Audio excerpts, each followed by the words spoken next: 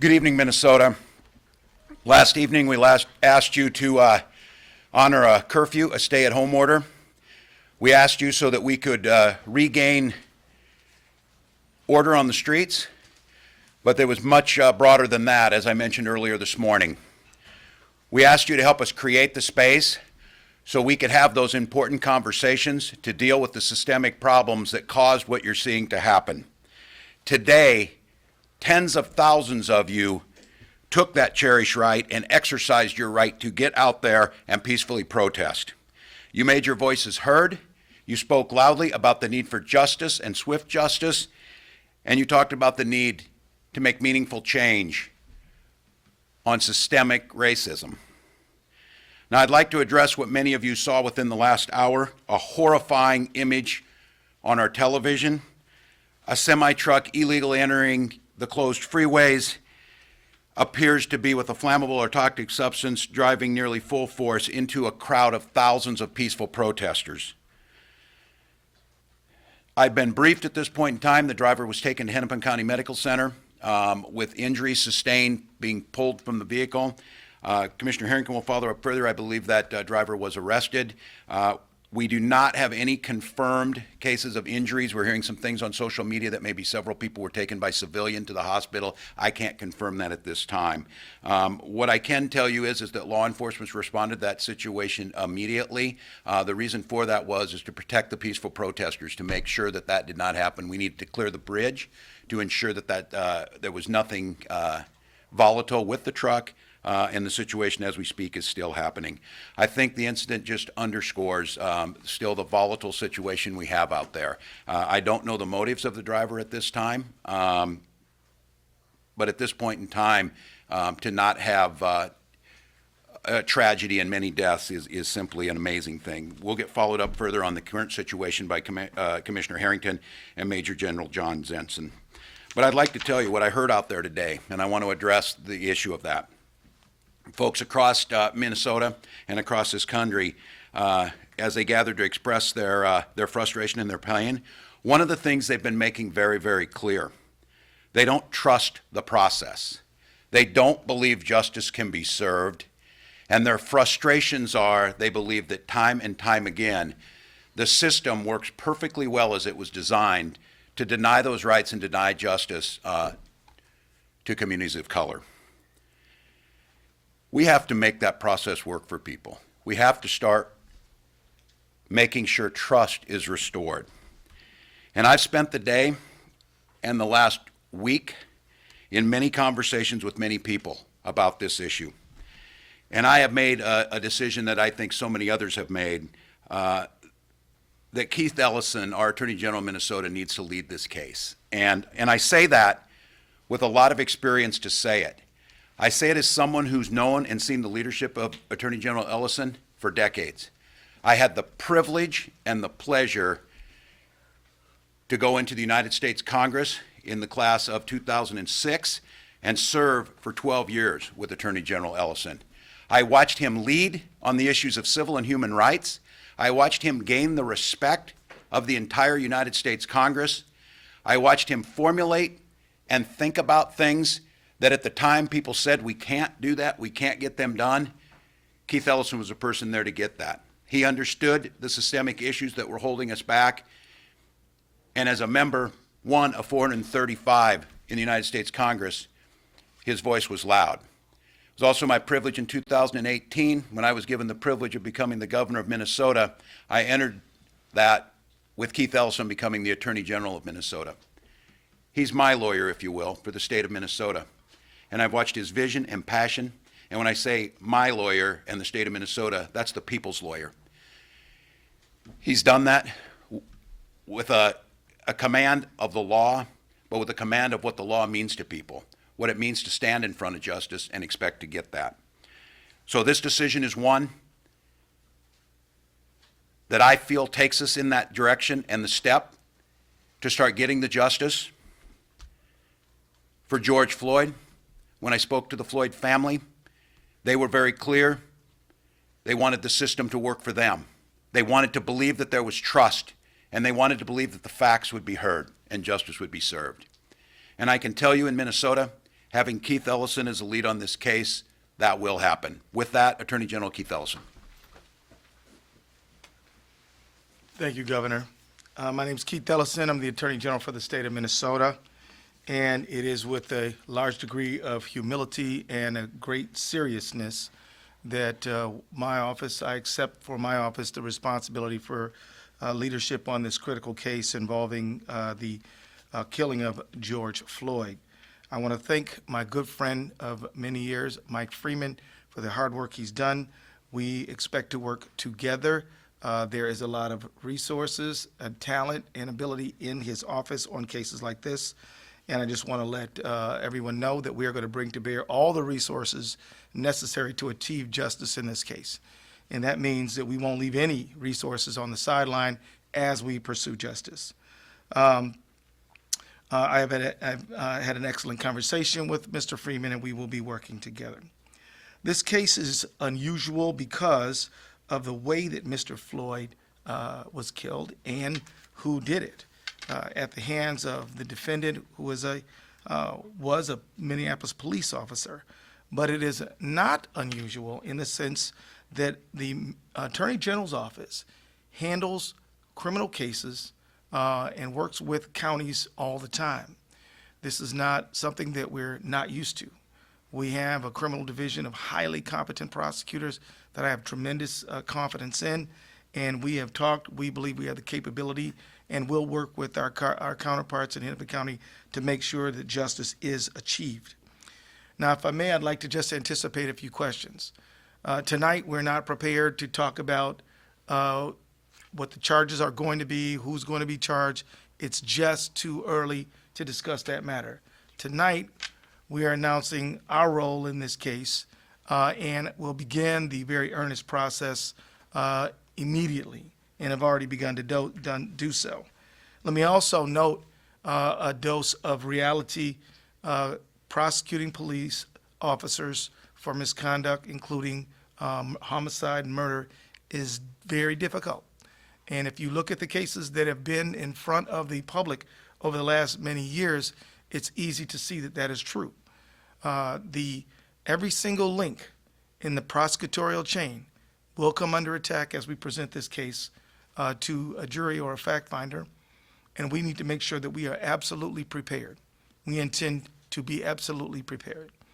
And so I just want to let the public know that we are pursuing justice, we are pursuing truth, we're doing it vigorously, and we are pursuing accountability. But I will be asking for your trust, because certainly some people will want to know every single detail that we're working on. We will not be able to share that with you. But I want to let you know, and I want to ask you for your trust, that we are pursuing justice, we are pursuing it relentlessly, and we are pursuing it on behalf of the people of the state of Minnesota. So thank you very much. Commissioner Harrington, go right ahead. Thank you, sir. I'm John Harrington, the Commissioner of the Department of Public Safety. I will give you a little background on how this day started, and speak a little bit to the near tragedy of the tanker truck almost running over folks on 35W. At the end of last night, we checked in to see how things had gone with our overnight approach to keeping the peace in Minneapolis and St. Paul, and we noted that we had made about 143 arrests. We also noted some other trends that we mentioned earlier today. Noted the organizations of these riots, and I really do once again call them riots, and I differentiate them from the peaceful protests that we've been seeing today. People coming to express their First Amendment rights, coming to express their remorse about the death of George Floyd, people coming to talk about racism and about police brutality. Part of the trend line that we've been tracking is that we've been noticing that as we had talked about our desire to reduce fires, we are now finding caches of incendiaries all over the metro area and in greater Minnesota, adjacent to spots where fires had been set or where we had had large riotous confrontations. Bottles of gasoline, bottles of oil and gasoline mixed and preset into grassy areas or hidden in boxes immediately adjacent to areas where we have seen a number of the fires and a number of the arsons. We've also continued to note the presence of what we believe to be a cache of stolen vehicles with the plates removed that are being used to transport these flammables. We are seeing the proceeds from some of the looting and also other weapons, including rocks and other projectiles that we have seen there. As we prepared for today, we prepared with some thought about how we thought tonight might go, and as a part of that, we brought forth a recommendation for the curfew that had been very successfully used yesterday to be extended through tonight. So the curfew will be extended tonight from 8 p.m. to 6 a.m. on Monday. And you can expect that officers will be, in fact, enforcing the curfew tonight again. I will ask you, no, I will beg you, please stay home. Please stay with your businesses. Please stay with your families. Please do not go out and about. Please do not go for walkabout or anything else. What we want you to do is we want you to be safe. And the safest place for you tonight, in this very troubling time, as we're finding incendiaries, we're finding weapons, we're seeing folks driving around with vehicles that are clearly set up to avoid detection and avoid contact with the police. The safest place for you is at home, and that is what we're asking the public to do.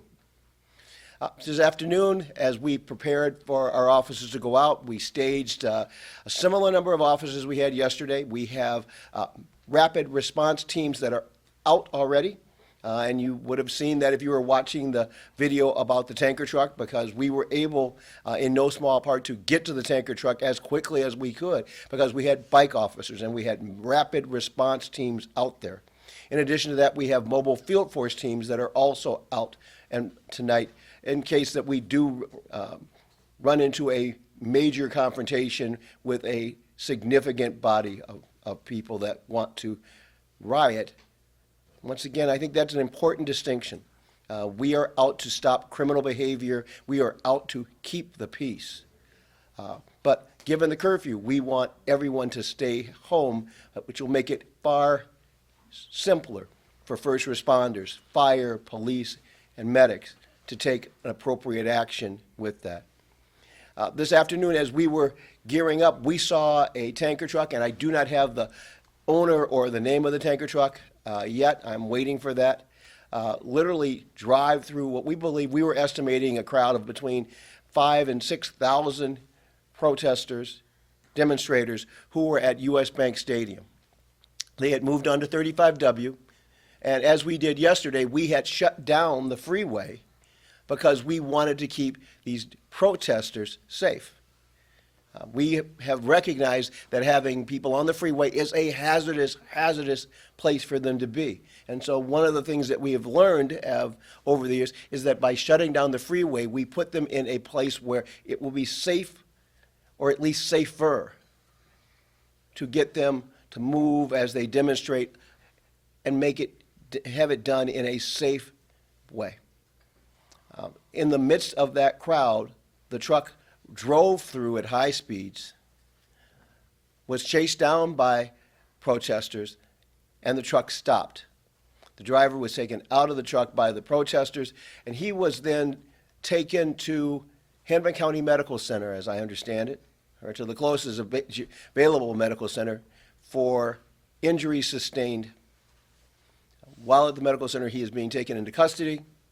The Minnesota State Patrol and the BCA are jointly investigating this case as a criminal matter. And we will have more information about the who and the what and the where and all the rest of that as it further develops.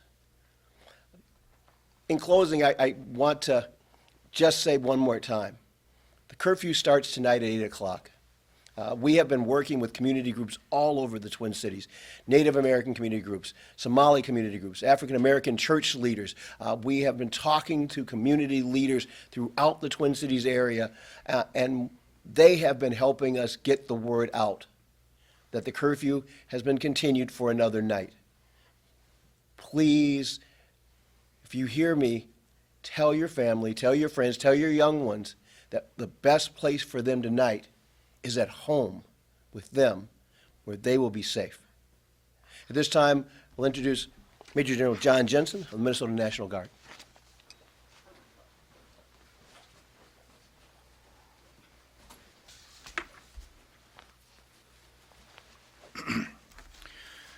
Good evening, everybody. Major General John Jensen, I apologize. My throat's a little sore today. I spent most of the day traveling through Minneapolis, St. Paul, visiting my soldiers and my airmen, and spent a long day encouraging them, thanking them, and just generally having conversation with them.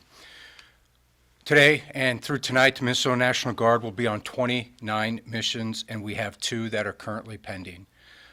The vast majority of these missions, of course, are in Minneapolis and St. Paul, but in coordination with the Department of Public Safety, we're also conducting operations in Brooklyn Center, Eagan, and Bloomington. The Brooklyn Center one I'd like to highlight very quickly because it's a very unique mission for us at this point. In Brooklyn Center, we are assisting the Red Cross in a shelter-in-place facility for people who have been displaced due to the protests and demonstrations.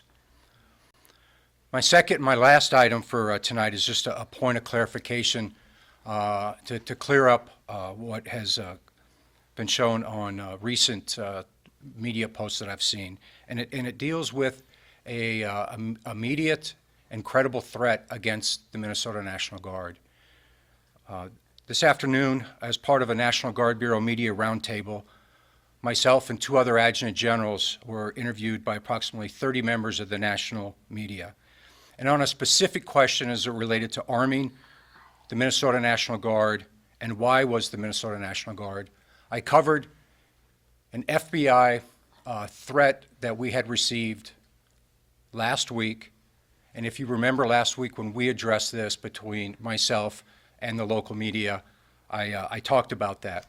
Well, this was new information for the national media, and they picked up that story and ran it. And a couple stations here in Minnesota picked that up as new information. It's not. It's the exact threat report that we had received last week, and again, made available to Governor Walz, and was one of my key reasons for wanting to arm the Minnesota National Guard, as I felt we had a credible, immediate threat against the Minnesota National Guard. That's all I have this evening. Thank you. Thank you, General Jensen. We were just updated, Commissioner Harrington and myself, that the truck driver of the incident on 35W has been released from Hennepin County Medical Center and is in police custody at this time. Before I take questions, I'd like to just mention in this time, as we said, of stress, of heartache, of us as Minnesotans and as Americans, understanding how we address some of these toughest issues. You don't have to look very far to see how we do it. We do it as community. At 94 in Lexington, a food drive was going on and people lining up around the corner. Numerous stories being reported by the local media and here of schools gathering and helping out folks. And then my wife Gwen and I were down on Lake Street this morning to watch and look at people coming out to help their neighbors, scrubbing graffiti and sweeping and cleaning and showing the pride in their community and the support they had. So Minnesotans, that part of us is there, and it is there strongly. I would ask again to make the case, this is not done yet with those who seek to disrupt. We're asking you once again to please stay home. Please, by 8 o'clock, get off the streets, get home. Please assist and allow our folks to make sure those people who have placed those flammables around and mean to do damage to us are not allowed to do so. And let's move another step forward towards that healing. At this time, any of us would be glad to answer questions. Yes, ma'am. On the flammables, are you still finding, are these areas that had already burned, or you found some in new areas that had not been set a fire yet? So the question about where we're finding flammables, we have found them in areas that were having heated protests, for a bad word, where there were protests last night. We found them in neighborhoods over in the Lake Street area where there had already been fires over the last several days. And we have seen them in cars that we've stopped as recently as this morning. So we're finding them in caches that look like they may have been planted a little while ago, maybe 3-4 days ago. And then we're finding them in some places where it really looks like this is within the last 24 hours or more recently than that even, in terms of where we're finding them. And then on the truck, do you know yet where, how and where it got onto the freeway? The MnDOT cameras, as best as we can determine, the truck was on the freeway already as we were closing the freeway. So it does not appear from the cameras that we've seen that it went around any barricades or went through any barricades. So our best estimation at this point, it's really early in looking back at the video, is that it was on the freeway when it was, but that does not in any way absolve the driver from driving through a crowd of people at speed. That he may have been stuck on a freeway, we certainly would understand, and we would have understood him stopping to get our assistance to get him off of the freeway, or any number of different things that could have been done. That is not, and obviously I'm thinking most people have seen this video, that is not anywhere close to what was done. We saw something on social media regarding the possibility that there wasn't enough resources to actually stop the semi from getting onto 35. Is that true? Was this a loophole, if you will, a literal break in the barricade that allowed the semi to continue on? In terms of this being a lack of resources, no. We had more than adequate resources out there. We were shutting down the freeway because we were going to shut down the freeways as we did last night. Later, we moved that in our timeline up, but we had adequate resources that way. That was not the issue at all. And as to more than that, that will be something that the State Patrol and our folks and MnDOT will look at as we reconstruct this case, look at the video and get more detailed information, and we'll have more once we've done that. The injury sustained that you mentioned, was that related at all to the driver being pulled out of the cab and possibly attacked by any of the group there, or what were the injuries? Was it related to the abrupt stop on the bridge? How did he actually get those injuries? I do not have that information at this time, but we will certainly get that information for you. But at this time, all we know is that he was injured, and it was deemed the appropriate EMS response to take him to a close hospital.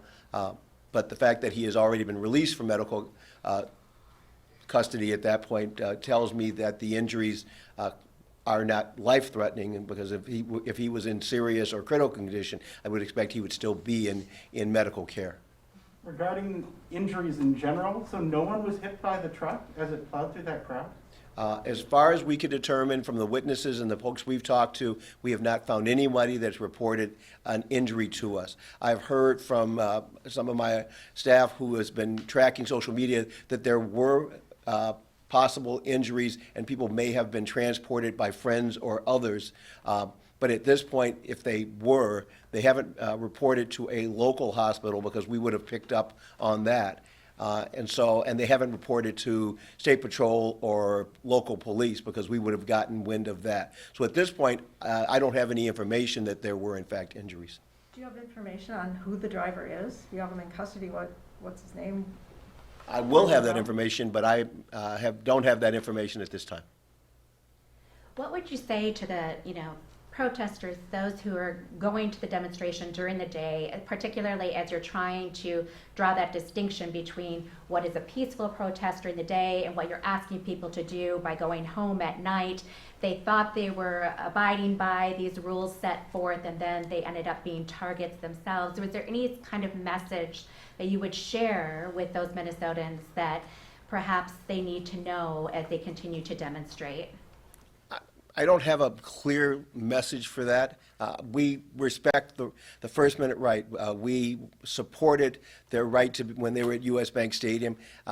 As I mentioned, anytime anybody walks onto a freeway, it is a dangerous, dangerous thing to do. We recognize that many people have done that as a way of highlighting their need for making sure that their message is noted, but we would never suggest that that is a good vehicle. There are better places to make your message known, but irregardless of that, nobody should be run over. Nobody should risk that kind of injury or should have to fear that kind of injury for expressing their First Amendment rights. That's just fundamentally wrong. I've got staff who said this was shades of the case in Charlottesville, that this is what that this reminded them of. Fortunately, at this time, it does not appear to have had the same fatal result. But there's no mincing words around this. A truck at speed, a tanker truck at speed, driving into a crowd. I don't know what his intent was. I don't know. I don't have the information that you're asking about, name. But there's just no way for me to see that as being anything other than one of the most dangerous things I've ever seen. Mr. Floyd's family has rejected the medical examiner's cause of death and are expected to release autopsy report tomorrow. Have you prepared for that? What are you? I have not, no, on that, that's on the side of the other side of the house from the work in the executive office, so I don't know, and the Attorney General said he's not going to speak on specifics on that, so no, not at this time. Part of the process. Question for the Attorney General. If you and Hennepin County Attorney Mike Freeman disagree on a decision, who gets the final say? The governor has asked me to take this case, and that's what we're going to do. I anticipate that we're going to be working constructively together. County Attorney Mike Freeman called me as well. He and I are friends. We have a working relationship, and so I don't anticipate any problems. But you had the final say. Yes. Yeah. Attorney General, is it possible for you also to please address a picture that has gone somewhat viral on social media with you holding a book that some consider somewhat controversial as you're taking a lead role in this case? Can you address that and what that means? It means nothing. I mean, look, I was at a bookstore and I saw a book, and it means nothing. It's just a complete diversion, and it's nothing.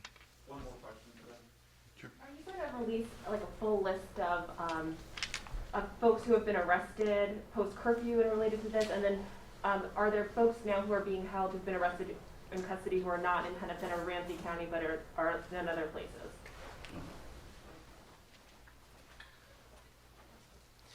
The information on who was booked is public information and is available from the county jails where they were booked at. At this point, I had not intended to put together a list of people that were arrested. That might be something, as we're looking at our after-action reports, that might well make some sense. And we have had people that were arrested in Dakota County and in other venues in Anoka County.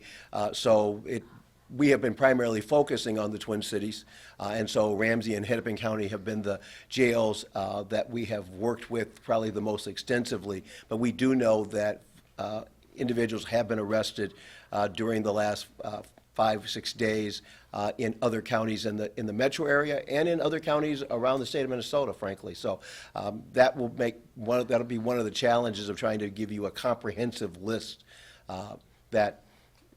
If they were arrested in Anoka County on Tuesday night, we weren't looking for that particular piece of information at the time, and we'd have to go sort of backwards and retrospectively try and piece together a history. But it does make some sense to try and catalog the arrests, and once that's done, since they're all that information is public data, I don't think we've arrested very many juveniles at this point, aside from those that would have a data practices reason for them being redacted. I would expect that that information is public. Well, we have looked at those lists, and most of them are from Minnesota. So how does that fit with what you've been telling us that they're from out of state? Okay. Yeah, we addressed the issue this morning. We talked about as this goes in a chaotic situation, more data is coming in. I mentioned the case this morning that as we find out where folks are from, that's where they're from. It doesn't excuse the behavior. It doesn't change anything. We're not trying to set a narrative. I mentioned this morning very candidly that I think the ability, first of all, to watch this to believe it is find it hard to believe that our own people would burn our buildings, burn down and ruin our businesses that are decades in the making, threaten the safety of their neighbors. But wherever they're from, they're doing that type of behavior. So I'll keep going. We'll get you that out. There's not a narrative here other than if you're doing something illegally, you shouldn't be doing it. And when this data is coming in, we will try and update it as quickly as possible. What I would tell Minnesotans is, you've proven this. You've proven that if we do this and we lift up our voices in a horrific situation, we need to listen. We need to hear that. Today, we heard you loud and clear. My expectations are we have the best person with Attorney General Ellison to prosecute this case. The justice system will work its way out. The conclusion will be the one that we base our system on, which is fairness, and then the justice is doled out. What cannot take away from these messages is firebombs being thrown on our businesses by people running rampant at a time to instill fear into us. And this is where the social compact is coming back. We are squeezing them out. That peaceful crowd today had to jump in fear for their lives, and subduing that truck with the help of law enforcement made sure the person who was trying to hurt peaceful protesters is in police custody and will be charged to the fullest extent that we can do.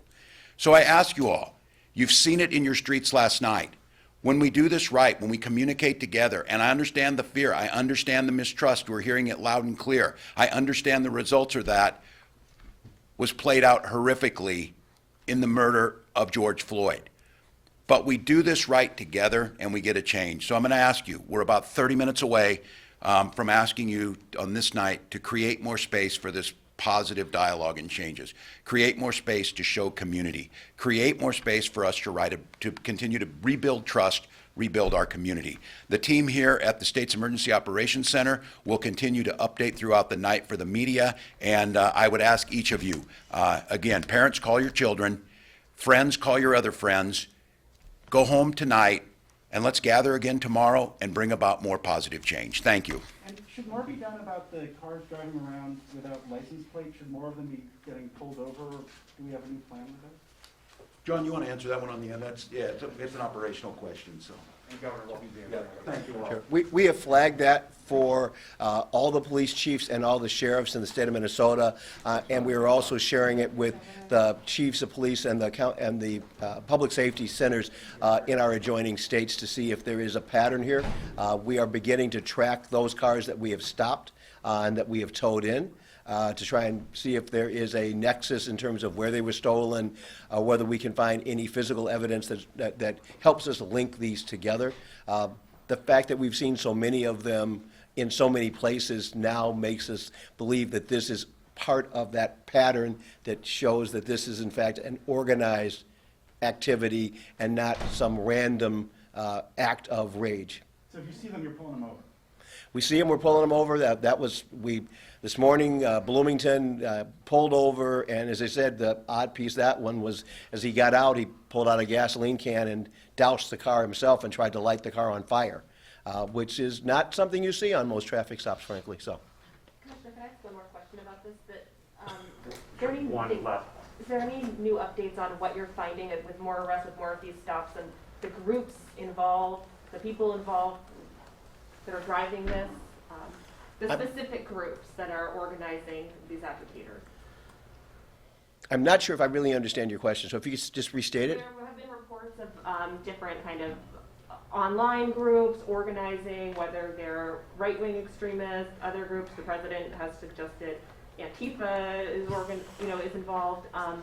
What do you know about who is coming to town? Who is doing this? What I know is there's a lot of rumors and there's a lot of stuff up on social media, and that we are feeding that to our intelligence units to try and see if we can validate or vet any of those things. And at this point, I don't have any credible evidence of any specific group being here in Minnesota. I have lots of people calling me to say, have you heard? But I haven't had anybody that can actually bring me any evidence either through social media or through information that actually validates that or makes that a credible piece of information. All right, I've got to get the